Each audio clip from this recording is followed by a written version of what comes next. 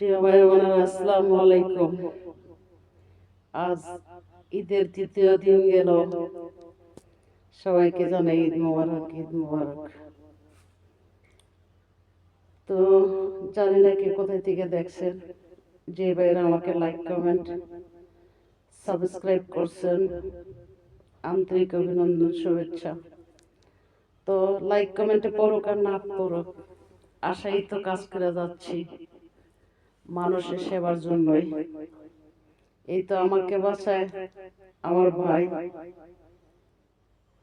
আমার পরিবার, আর আমি মানুষকে বাঁচানোর চিন্তা ভাবনায় কাজ করি।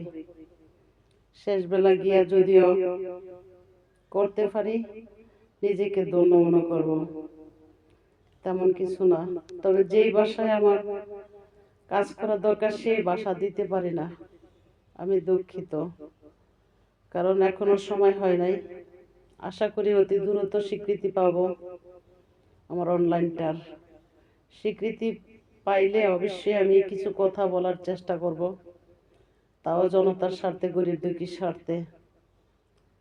তো ভুয়া নিউজ, ভুয়া পোস্ট প্রচার আমি করতে চাই না। কারণ হেডলাইন লিখবো একটা, ভিতরে গিয়ে দর্শক পাবে আরেকটা। এআই সফটওয়্যারে পোস্ট প্রচার আমি করার নারী না। আমি সঠিক, আমি সত্য। আমাকে চিনে জানে মানুষ, সেই মোতাবেক আমি একটাও মিথ্যা কথা পোস্ট প্রচার করতে পারবো না, সম্ভব না। সবার অনলাইন বাদ হলো, আমার অনলাইন বাদ হবে না।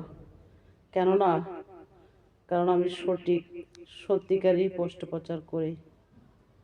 তো যাই হোক, সবার জন্য দোয়া রইল।